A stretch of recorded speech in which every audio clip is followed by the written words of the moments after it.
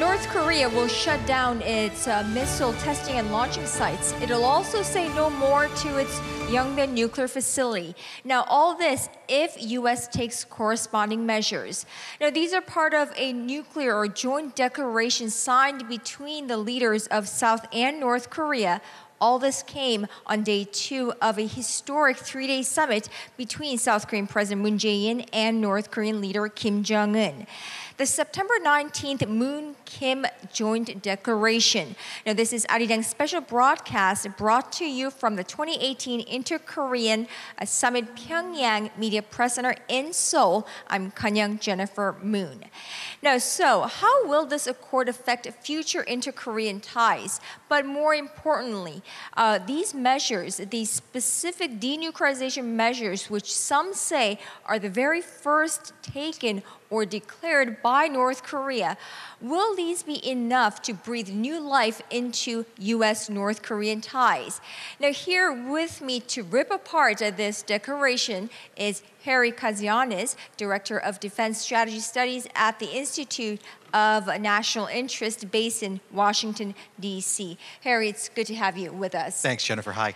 Now, there were a lot riding on President Moon Jae-in's shoulders heading into the summit. We know that, especially because denuclearization on the Korean Peninsula is something that's been it's a long riding thing. And of course, it's the very first time that such a topic has been on the agenda.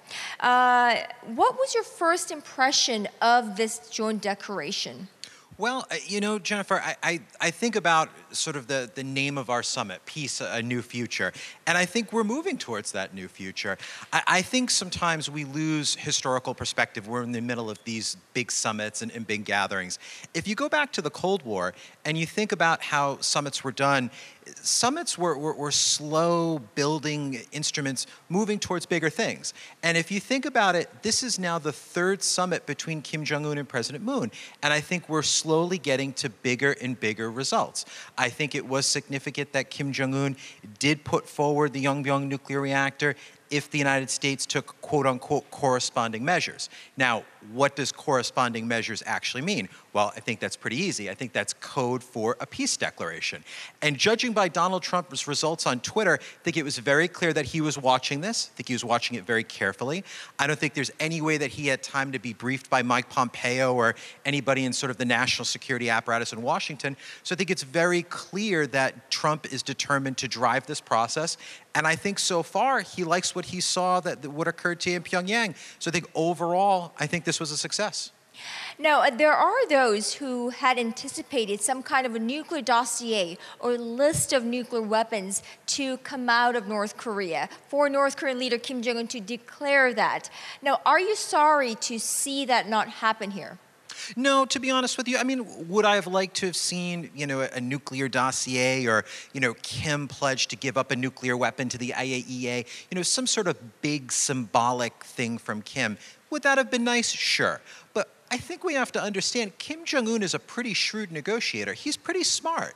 And I think for him, what he did, which is natural, is he did the minimum to keep the process going with the United States. That's okay. I mean, I'll use a football terminology from back home in the United States. He didn't score a touchdown, but he got a first down. And that's okay. The process continues on. Talks continue on. And I think what happens next is really key here. I think Donald Trump would love to have another summit with Kim Jong-un. I mean, that's already been stipulated. Sarah Huckabee Sanders already, talked about that in one of her press conferences. And I think what happens here is Donald Trump having a lot of problems at home. I mean, he has a Supreme Court nominee that's in trouble. He has the midterm elections that are coming. I think for him, if he looks out on the political spectrum and looks out in global affairs, he probably looks to North Korea as some place where he could get a win. So I think for him, what he's probably thinking is he's happy with the talks that have occurred today. I think he wants to have that summit.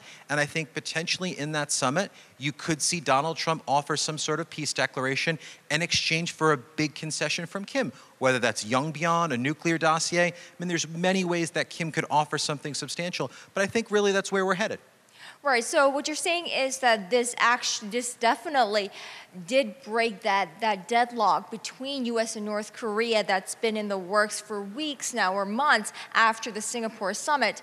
Now, we will revisit this denuclearization focus, but I want to go back to the inter-Korean agenda. Of course, denuclearization is a big focus for the entire world, and there's a lot of focus on the denuclearization agenda and the U.S.-North Korea relationship, but there has been a lot of progress on the inter-Korean front, even within this declaration as well. Were there any particular points that you would like to point out? Yeah, I think there's just a very simple one, to be honest with you. You know, we're all so obsessed with nuclear weapons, with missiles, with the optics of what all those things are and what giving up all those things mean. But we have to remember here, diplomacy is a very slow, methodical process that takes months and years to build up to bigger things. And I think if you look at the history of inter-Korean relations, we had one summit in 2000, but then we had a multi-year gap where we had another one in 2007. And you know, the process has been very slow. But I think if you look over the last year, we've had now 3 inter-Korean summits, and we're potentially going to have a 4th one in Seoul here. I mean, that's historic. You know, sometimes we're looking so much for these big, massive signs, you know, whether it's Kim Jong-un making this big gesture. The gesture is we're talking regularly. And if we're going to have problems in inter-Korean relations, if we're going to have problems between Donald Trump and Kim Jong-un, you need to have a relationship to fall back on. Because the thing that we can't have happen again is we can't go back to fire and fury. I think if anybody who's read the Bob Woodward book understands how close we were to being on the brink of nuclear war and all that means. Because if that had happened, we wouldn't be standing here today in this beautiful building. It wouldn't happen. So I think the most important thing that's happened for inter-Korean relations is there is inter-Korean relations.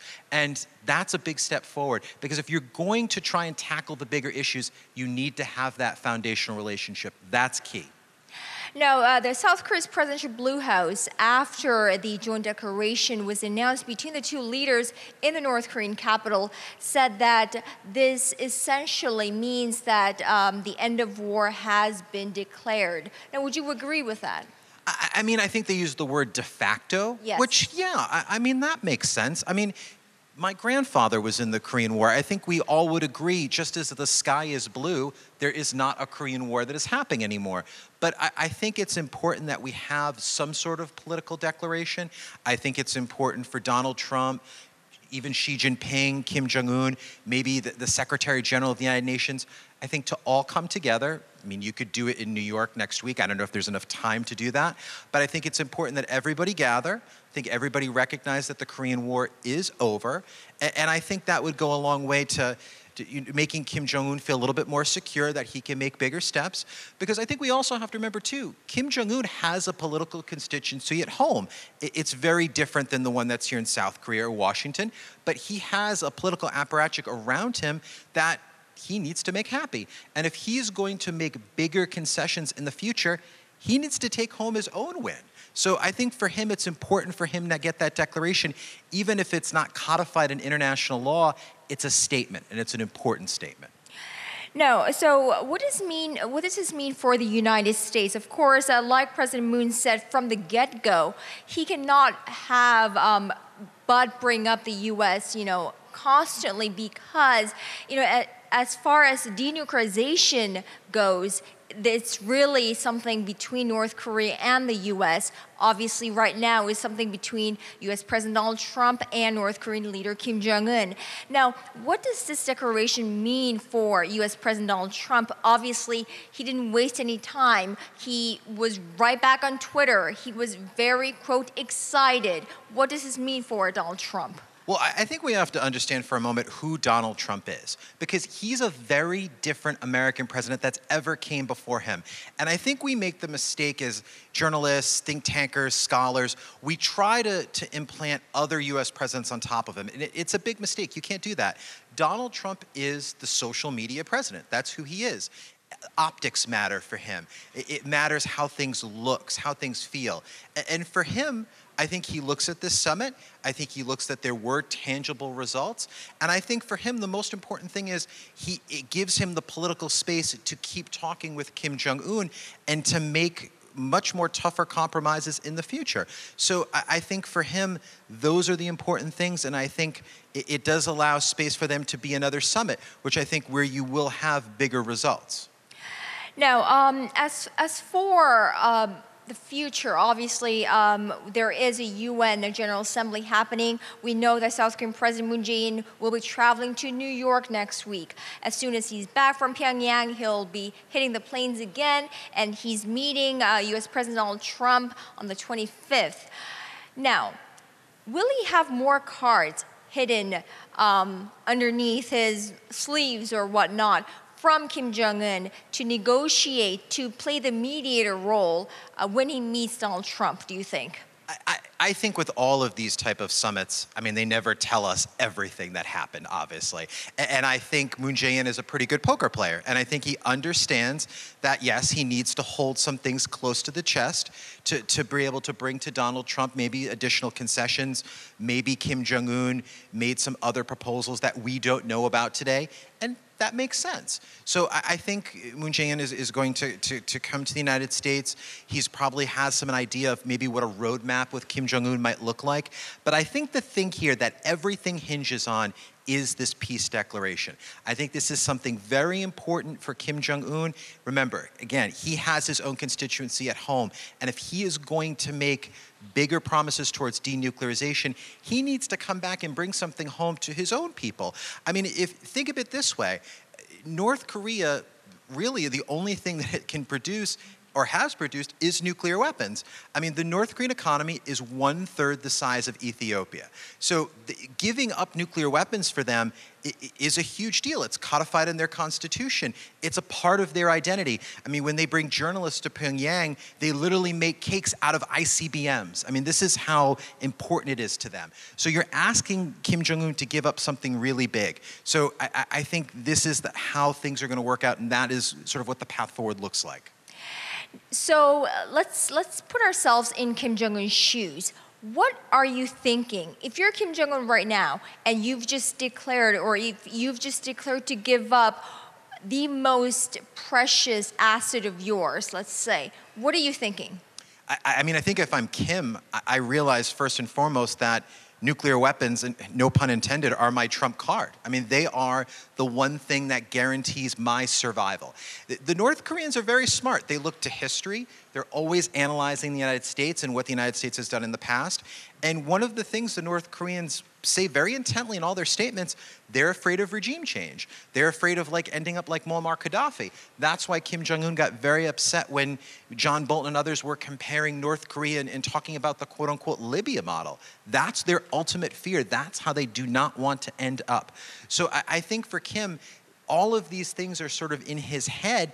And for him, I don't know if he's going to ultimately give up all of his nuclear weapons. I don't know that. But if he is prepared to at least put that card on the table, so to speak, he's going to want to get the maximum amount of concessions that he can. And I think for him, he's thinking about what the end game is of what that would look like. I don't think we're there yet to understand what that is, but I think for him, he understands if he's prepared to give this up, he needs to get the maximum back. Now, when I read through the joint declaration, there are a few clauses or declaration statements on economic cooperation as well.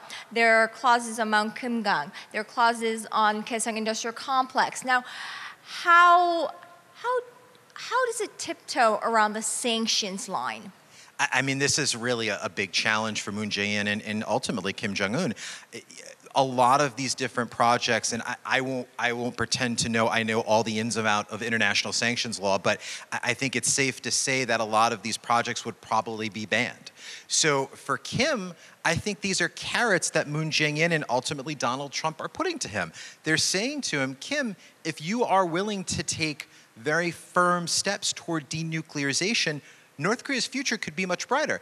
And I always go back to thinking about what the Trump administration did when they brought North Korean representatives to New York. They showed them the New York City skyline. I mean, when Donald Trump was in Singapore, apparently he showed him some sort of video of, what North Korea's future could look like. And I don't think it's any coincidence why they picked Singapore. I think they're trying to show Kim Jong-un what his future could look like. But the sanctions are a problem. But the only way the sanctions are going to get lifted is Kim needs to make major progress toward denuclearization. So it's a carrot, ultimately. Now, also, are there any highlights of this summit, or are there any points of this summit that you found impressive thus far? I mean, being somebody who's also involved in journalism as well, the optics of these things I always find very fascinating. I think two things really struck me. Kim Jong-un's body language. I know that's sort of like a weird thing, but when he was sort of strutting and walking down the tarmac to meet Moon Jae-in, he's very confident. He was very forward. He's swinging his arms. He seems like a very confident individual. He's very comfortable in these sort of big international spaces, in these summits. And I think that's good if he's really willing to make a deal. So he's very much sort of in control of his own destiny. So I think that's a very important thing. But I also think, too, some of the other photos and optics that came out of this, think about where we were just a year ago. And it was a year ago that we were all studying how North Korea just detonated a hydrogen bomb, and we all thought we could be on the brink of war. Now we have Moon Jae-in and Kim Jong-un in the back of a Mercedes that's cut off, and they're waving to crowds in Pyeongyang. I mean, you can't write that story. I mean, that is progress. I mean, do we have massive denuclearization by Kim Jong-un? No, we don't at the moment. But we do have the auspices of the two Koreas talking on levels that we haven't seen. That is progress. Now, I want to step out of my moderator shoes a little bit and step into my journalist shoes. So, President Moon Jae-in said that North Korean leader Kim Jong-un has agreed to visit Seoul.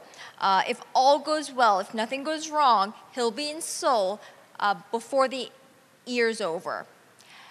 Would you interpret that as perhaps U.S. President Donald Trump joining the duo and perhaps declaring the end of war in Seoul, the three of them at the presidential Blue House? Let me take that a step further, Jennifer. Let me do it this way.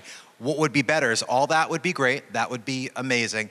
But I think for Trump, if he was really thinking about that, he would do it before the midterm elections, because that would give him maximum political benefit. So say you do it maybe a week before the midterms, you'd have a situation where Donald Trump offers to end the Korean War. You could even have Xi Jinping come from Beijing if you want to bring China involved, have the UN Secretary General come to make it as codified in international law as possible. And yeah, you could have a peace declaration that ends the Korean War, and at the same time, North Korea makes some sort of concrete pledge to end their nuclear program, whether it's Yongbon, handing over a nuclear dossier.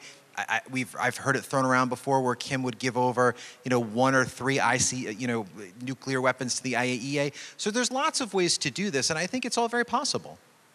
Now, at this time, I'd like to toss it over to the floor and to all my fellow journalists and give them a chance to ask Harry Kazianis some questions. So if you have any questions for Director Kazianis, please raise your hand. A microphone will come to you, and please tell us your name and your affiliation, please.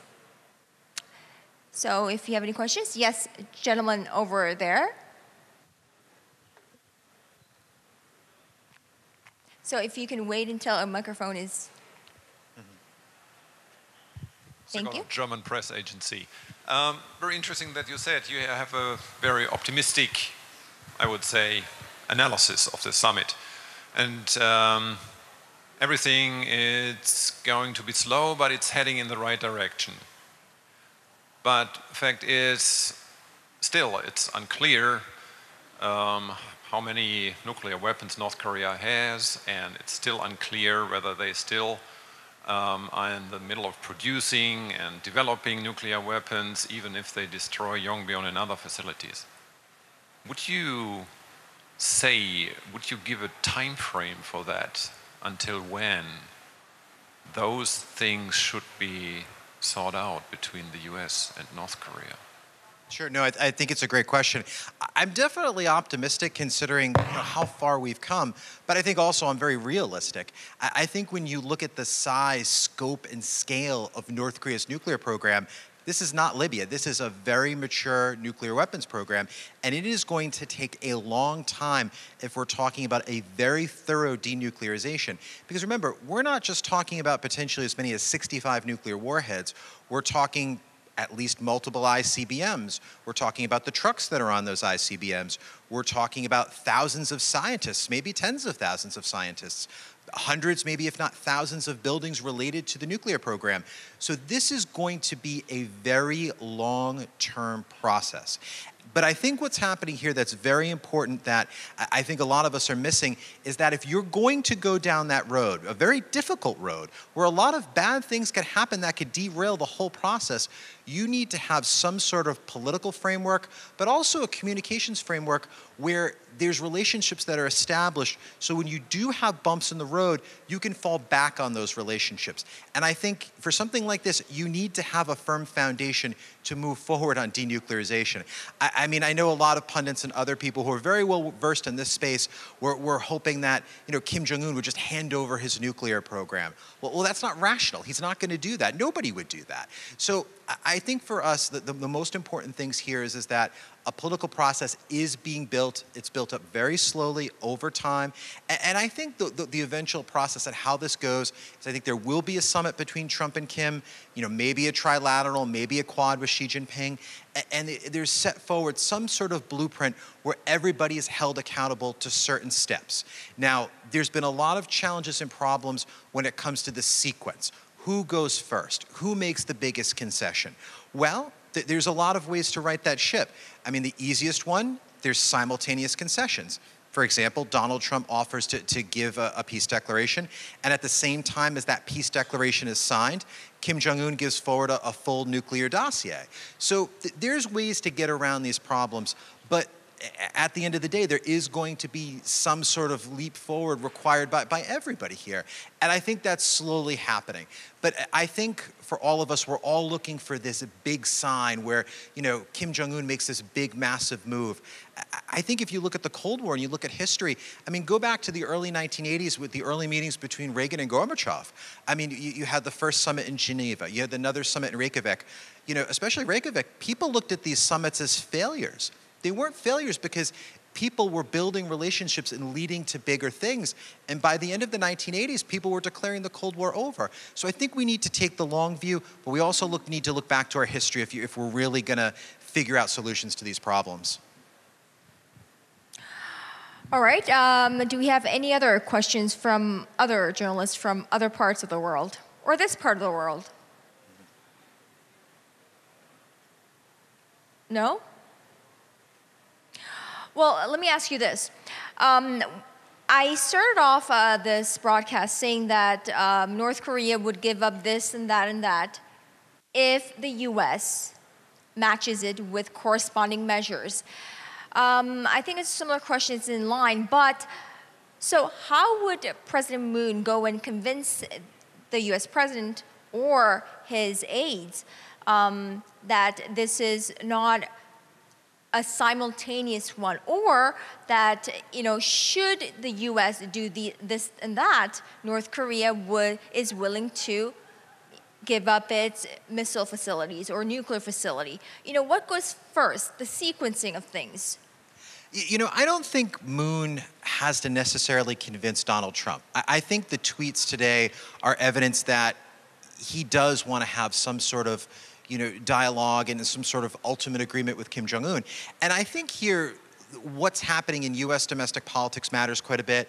I think Trump has a lot of problems domestically with, possible impeachment that he's looking at if he loses the midterms. His Supreme Court nominee's in trouble. So domestically, he has some problems. But there's one thing here we're forgetting about, the U.S.-China trade war, because this factors into this whole calculus quite a bit. Think of it this way. Do we think China is going to continue the maximum pressure campaign against North Korea if the United States and China are in a full-blown trade war? I'll answer that. The answer is no. So when you think about that, I'm sure Donald Trump is thinking about that, and he realizes most likely his leverage on Kim Jong-un is going to fade with time. If you factor in the midterms as well, I think you put all these things together, I think Trump is going to be a lot more able to and want to craft a deal with Kim, knowing that this is going to be the best time to do it for him. Now, having read the declaration, having witnessed the third inter-Korean summit this year alone between President Moon Jae-in and North Korean leader Kim Jong-un, do you feel that all this is moving way too quickly? No, to be honest with you, because a lot of times in history, things move quickly. I mean, if you think about, again, looking at historical context, I look to the Cold War a lot of times. The Cold War ended within the blink of an eye. You know, many decades of problems, decades of nuclear tensions, decades of potential war, just within a few years, the Cold War wrapped up very, very quickly. Nobody predicted it. So I think for us to make a judgment of, you know, this is moving too slowly, this is moving too fast, I mean, I can understand why. I think people are uncomfortable with those type of things because in our mindset, we get used to, you know, sort of boundaries and certain borders that, you know, this thing can't be possible, this thing is possible. History shows us it doesn't wait for anybody. It goes on its own time schedule. So I don't think there's any reason to be pessimistic or scared at the same time. Well, so basically, you're very optimistic about this joint declaration. Do you have a final message for the rest of the world? Do you have a message for all those, you know, tuning in to our broadcast today on the declaration? I think the declaration is a positive step forward. I think in the months and years to come, we will have bumps in the road. That's natural. I mean, when we're trying to solve a problem like North Korea's nuclear program, decades of tensions, there's going to be challenges. This is not going to be easy. Making peace is not easy. But I would just leave you with this one thought. One of the things that I do a lot in my job is I do a lot of wargaming. And one of the war games I did a few years ago actually sketched out what a North Korea-US nuclear war would look like. And it changed my opinion on a lot of these things. In that war game, 8 million people died. Los Angeles, Seattle, Seoul, Tokyo were basically turned to atomic ash. And I think when you think of the stakes of what we're looking at here and how close we came to the brink of disaster, this is something that we have to try. We have to pull out all the stops. It's important. Our children depend on this. So we have to try everything we can to move the ball forward. And I think we will have a good result. It's not going to be easy, but we have to do everything to try. That's what counts. All right, Harry Kazianis, thank you so much for speaking with us today and breaking apart this joint accord that we got just hours ago. And we will see you again right here on this stage tomorrow morning, Thursday morning, and I will be making that information available for our Arirang TV viewers right now. So thank you very much, Harry Kazianis. And thank you to all our viewers on Arirang TV for watching, and we will see you right back here at 10:30 a.m. on Thursday with a whole range of panelists right here at the main press center at DDP, Dongdaemun Design Plaza in downtown Seoul for the 2018 Inter-Korean Summit Pyeongyang in Seoul. I'm Moon Geon-young. Thank you so much for watching.